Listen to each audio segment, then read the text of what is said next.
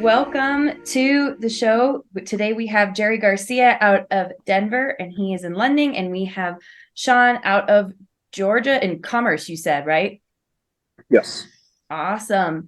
Thank you for joining me today as we talk about real estate and kind of what it's like to be out there and what's been working for us and what hasn't been working for us. I just kind of want to hear a little bit about your businesses and what you've been doing recently and what you are working towards on in the future. All right, I'll go ahead and start. My name is Jerry Garcia. I'm a lender here based out of Colorado, but licensed currently in 11 different states. I've, in my history, kind of done a lot of work with veterans. So have licensed in a lot of states where veterans tend to travel to and from in order to help them secure housing at their different duty stations.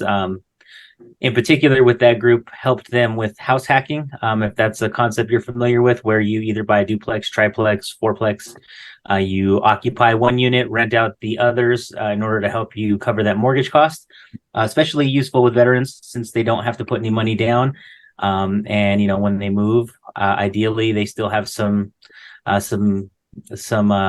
entitlement left over so they can go to the next duty station and repeat, and so hopefully prepare for life out of the military, and after the military have some cash flowing properties. Shawn, tell us a little bit about you. So I am a real estate agent here in Georgia. I work more on the investor side than the traditional side. My wife does more of the traditional side, but I do I dabble in it here and there when she needs help or she's too busy. We tend to make our own listings at our brokerage. So we actually flip houses ourselves within the brokerage. We do mobile homes, brand new mobile homes. We have a ton of investors that buy lots, and we'll manage the process start to finish. We pull all the permits. We get the guys land clearing. We get the brick guys, the deck guys, the whole thing. I also run a handyman service on top of that. That's also through the brokerage. So we create our own listings, and we really specialize in investor projects. And it's been fun and gets very stressful at times, but I wouldn't do anything else. That's a lot of irons in the fire.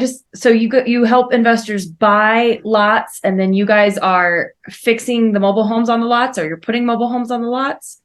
Or so they will buy the lot, and then they pay for any general costs, so like the septic, the land clearing. And then we have a really, really good relationship with the mobile home dealership, and we have our mobile home license. So we're able to buy the trailers specifically set and custom designed the way these investors want them.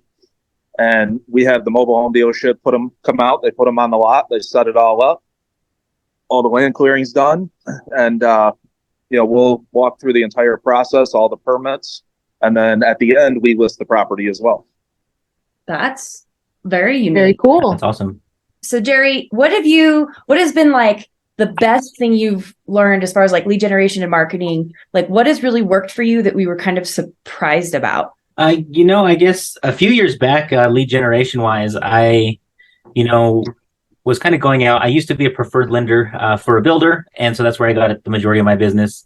When I stepped away from that relationship and decided to go out on my own, I really wanted to kind of find a focus where I could get to the consumer first. So I joined a mastermind, really dug into social media marketing. And so did a lot of lead generation there, got decent enough at it where I partnered with several agents in the area, and they would contribute some ad spend. I'd put some ads out there. We would build a database, and then it's about calling lists, following up for, online leads. You're going to take a few months usually to develop that relationship enough to get to the point where they're actually ready to buy. But that's something I've done in the past, something, that's very useful. And outside of that, it's really about building, I feel like, a brand online and having people know you to be who you are and what you do, and have people, calling you just from that visibility. So were you doing like paid leads or like organic, like just kind of like posting for your So I've done both. When I talk about the social media marketing, that was paid. We'd run some paid advertisements, some real basic ads. Leads came in very cheap, but not terribly high quality. I've done leads that were lower quality and cheap, and ones that are higher quality and more expensive. So just kind of depends on the budget, depends on what you're looking for, how good of a follow-up team you have behind you. And then the rest of it's just, like I said, the visibility, the taking the time to build your online brand so that people know who you are and what you do. And when they think of real estate, they reach out to you. I feel like every person who does social media has a different question or answer for this question. How often should you post, Jerry? I think depends on the platform, first of all.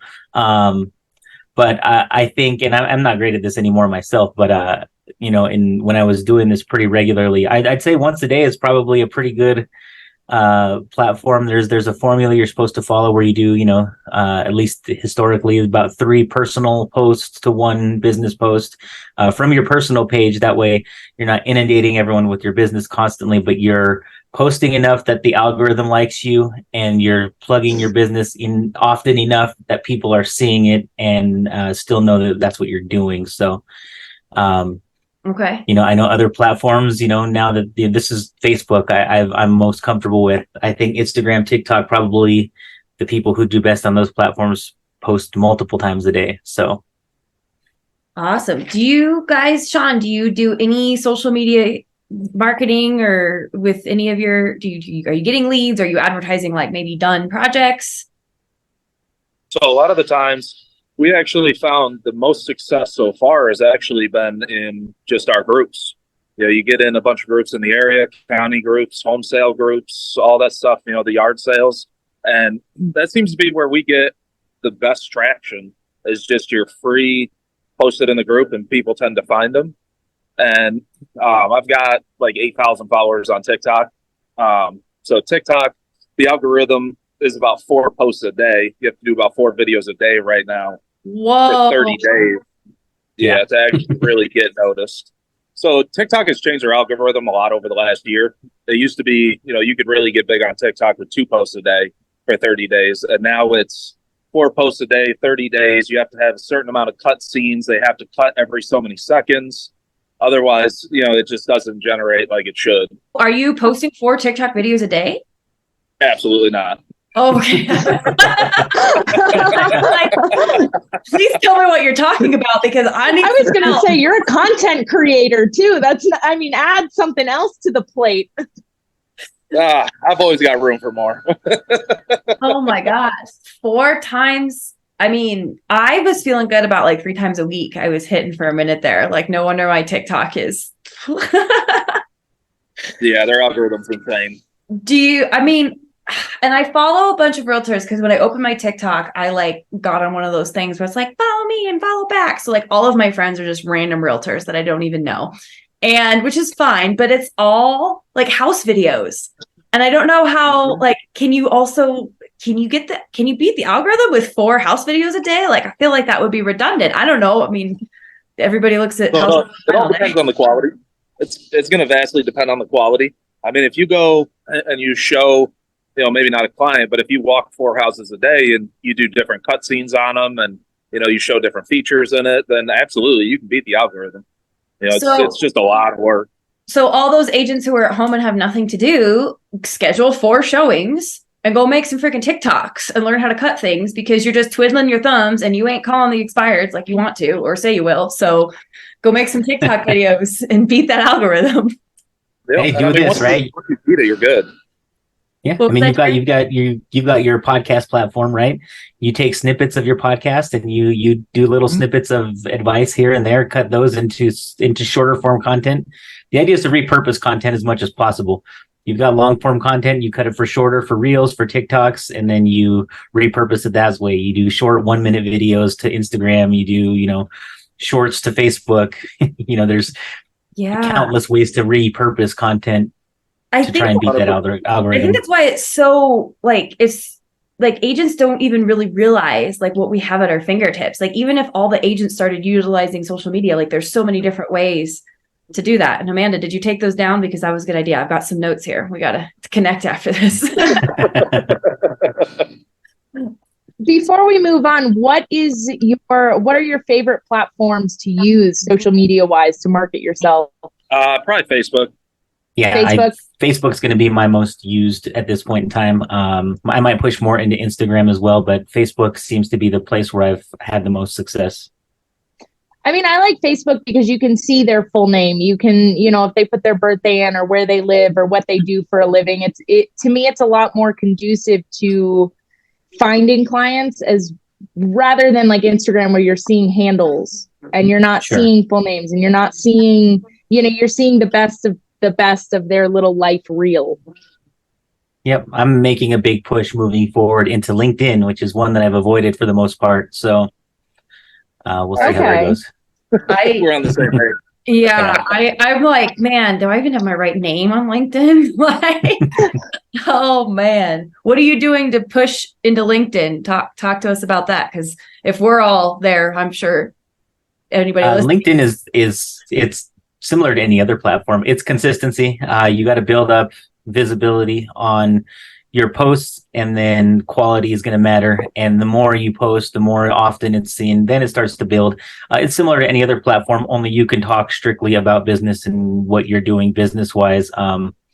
Even posts that are non-business related come from a kind of a business sense, because that's what LinkedIn is for. There's a little more, it's a little more, I guess, kosher to just push business content on LinkedIn. Much better to connect B2B that way, or than B2C. I was going to say LinkedIn's really great because you can search people by their profession or by where they live. So if you're targeting a specific audience, it's really easy to find that audience. Right. Got to get on my LinkedIn, adding that to my first of the year, because this is going to come out. Yeah, they've added some tools also on LinkedIn. Sales Navigator. I mean, ways for you to connect with people, like you said, to dial in filters, and really find your audience. And this is all free, like Facebook, right? There's no paid site. Sales Navigator has a cost to it if you want to include that, but the rest of it's free. Yeah. What do you think, Shawn? What's your favorite? Definitely Facebook. I mean, that's kind of the big hitter. I've been lazy lately, and I haven't really done anything much with TikTok, but I do need to get back into it, because once you hit the 10,000 followers, then you can actually be a true content creator and start monetizing it. Okay. It's probably hands down the best way to really be able to reach people that you wouldn't normally be able to reach, because who doesn't love watching 1-minute videos? I mean, to avoid anything, right? Like all day. Yeah, there was a realtor who went viral, not for real estate videos, but he was posting because he was quitting vaping. And he had like the Southern accent, and he just had like a hilarious like attitude. And he was getting, because he was like bringing a straw around and like hitting on a straw. And he was like, I had a client call me. And then it was extra hysterical because he's like, I just finished breakfast, but it was like 4 PM. People are like, what are you doing?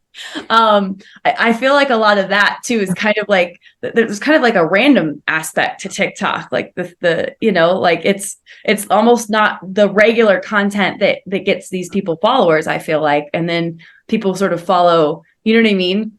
Like, sure. I don't know. I've got a good friend of mine who's got a good following. She's a lender as well, and she's got a great following on TikTok. Hers is much more content based, short informational videos about lending processes, real estate in general, and she's built, I don't know, she has several 100,000 followers at this point and has gotten awards from them and stuff. But she built it very organically, like Shawn was saying, just posting often, and she'll go live now and again, do Q&As with people while she's working, and it's helped her speak at conferences and such, because she was one of the first to really capture TikTok from that educator platform, I'd say. That's awesome. What's her name? Can we follow her? Yeah, you can follow her. She goes by The Mortgage Mentor. I think there's dots in between, the.mortgage.mentor. Cool. Her name's Rebecca Richardson, so she's awesome. Yeah, I think it's always nice to see someone who's like created it, when you can look at somebody and be like, oh my goodness, and like sort of watch how they've done it. Cause it is still a system and an algorithm, you know what I mean? And I think people get really nervous about posting on social media because we think everybody analyzes us the way we analyze us. And that's just not the case. You know what I mean? Like get the content out there, to kind of say what you want to say. What do you do now that you wish you had started doing earlier? What do I do now that I wish I had done earlier? I think really pick the kinds of deals that I like doing. I think naturally when you first start out in this business, you want everything you can get, right? I'm at a much different place in my business where I kind of just do the deals that make sense to me. I don't do a lot of down payment assistance loans anymore, where I did a lot of that early in my career. I prefer working with investors and people really looking to try and build. So I'm big into house hacking. I think if you are a first-time home buyer, I think that's one of the better ways to do it. Having, somebody help you pay your mortgage, ideally. So I think that's one of the things that I've learned in kind of my, and this applies to social media as well, really finding your avatar and really finding who you're speaking to, because you're not going to be talking to everyone. If you're talking to everyone, you're really talking to nobody. So, kind of dialing it in who you like to work with and why, and just finding those people and those professionals that you align with. I love that. That's amazing. Shawn, what do you wish you would have done sooner? So first, I'd like to say, Jerry, 100% agree. We actually bought 18 rental properties. Our first 4 we house hacked, and then we bought we ended up having enough cash flow from those houses to buy the remainder of the 14 houses. We have 34 units in upstate New York, which is where we're originally from, and we all started from house hacking. But one thing I definitely wish I would have done sooner was just seek out a mentor. Actually, look for somebody and, find those people in these groups in these areas that, they specialize. Like the brokerage I have now, they specialize in investors, and every other brokerage is different. You see like the Keller Williams, the Century 21s, the Remaxes, and they're all great. Don't get me wrong. Like I have nothing against them, but I really wanted to find that hometown brokerage that was, heavy into an investing mindset within the building itself and not just other people working with investors. I wanted to be the investor and work with investors. Awesome. So when did you find your brokerage? About 6 months ago. Nice. So yeah, you're Very like, nice. I really wish I would have done this sooner. Oh yeah, absolutely. And so your wife's in real estate too, I think you mentioned. Yep. Okay. She's in sales as well?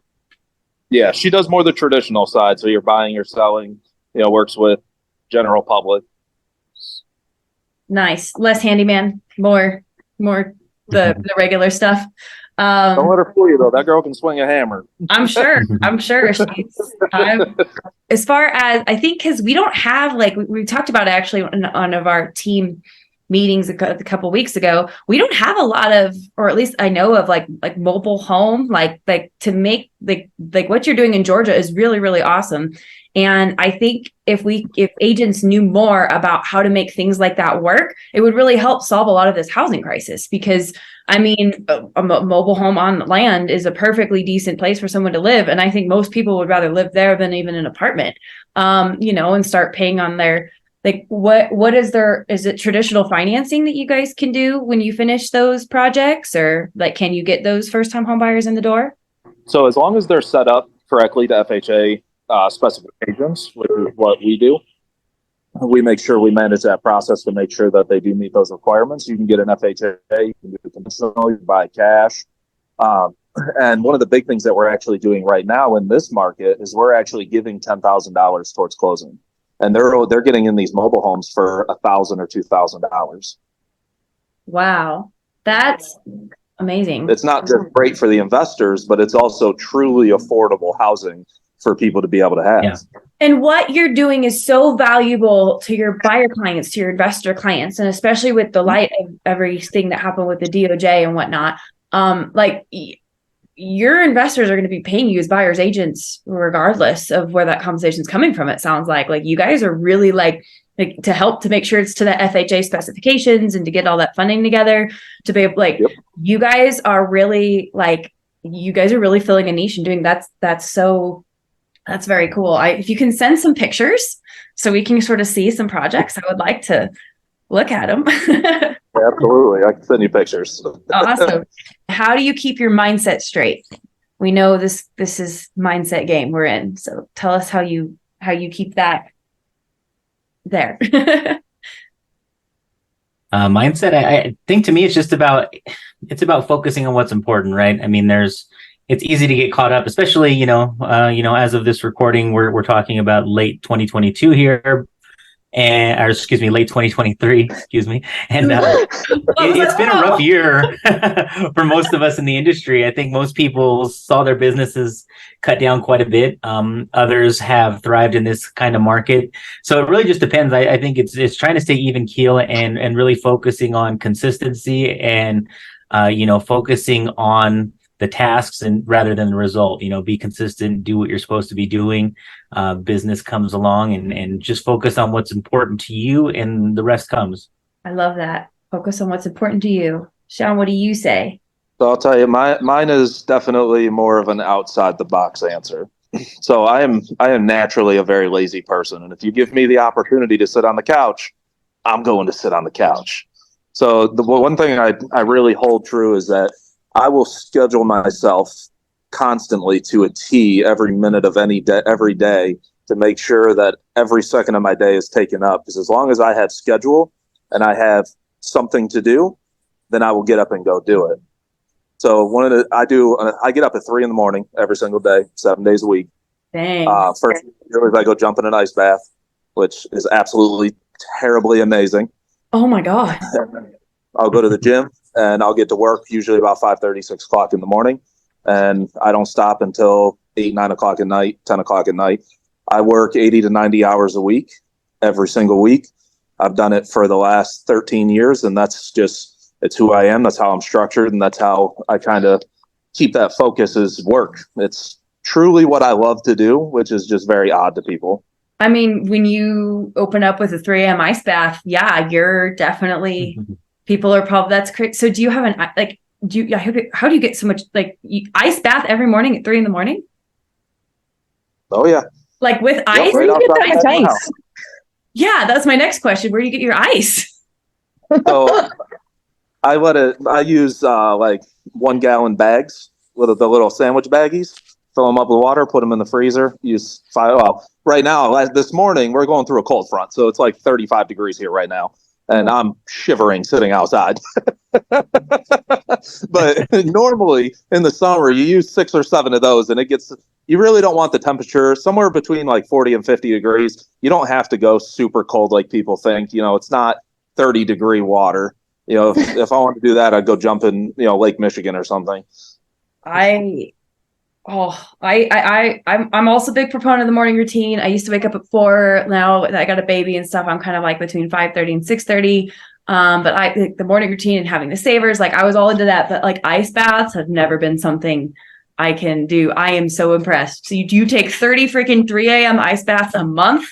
That is. Do you have an award for this? I need to send you an award for this. I'm hoping Gary Brecka sees this because he's the one that turned me on to the ice baths. And it's been an absolute game changer. How long do you feel stay? So alive in the morning. It's 3 minutes.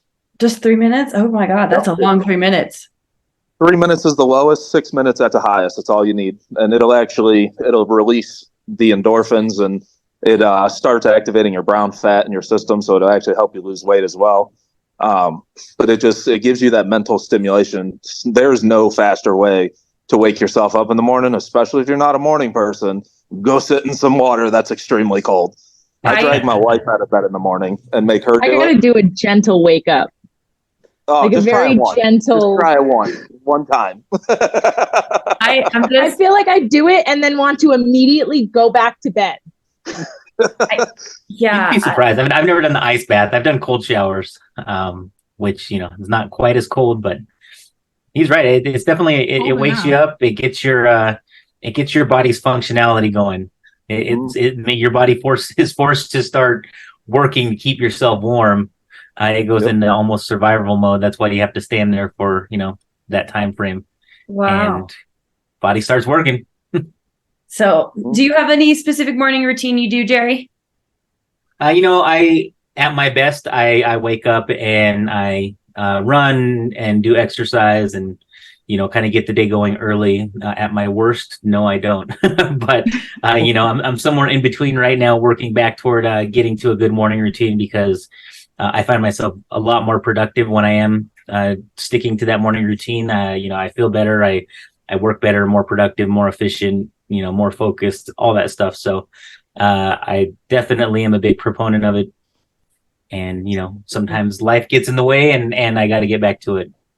I think it just helps, focus you even. And like I said, I am not an ice bath, cold shower person in the morning at all. My morning routine is not. But I have been since October 2019. I do a journal every morning, and I write 5 things I'm grateful for, 10 goals I'm working on, 3 things I need to do, and then 1 way I'm going to take care of myself that day. And it's been cool because I've probably crossed off like 8 or 9 things over the last 4 years as I keep, hitting those goals. And I did it to quit smoking. I was a cigarette smoker for 10 years, and I wrote every day for like 60 days that I was not a smoker. And I have been quit since 2020, and I have no desire, or like, they don't even smell good anymore. So there's, that's awesome. Yeah, I feel because I used to have like a 15-part morning routine, and like I was, like I said, I was not ice bath level, but I was pretty cool. I was like at 4 to 6:30, and I was like a rock star, and I was a top agent in my I think I realize now, as I'm sort of like in this new phase where we're expecting our second baby in April. I have a toddler, or I just need to have like a couple anchors, right? Like I read a chapter of a book and I do my journal. And if that's my morning routine, that's cool. And it's not a big thing, and I can do it anywhere. Because I think as we ebb and flow and change in our lives, we need to be open to the fact that our routines will too, instead of, unless, who knows, Shawn might be 80 and we might be talking to him again, and he might be like, just got my house bath, ice bath. We don't know. But that's my 2 cents on morning routines. Well, cool. Well, thank you for connecting with us this morning. This was awesome. I'm so glad to have met you guys, and it's a lot of awesome, cool, new information. Yeah, appreciate you reaching out and having me on. Been great meeting all of you as well.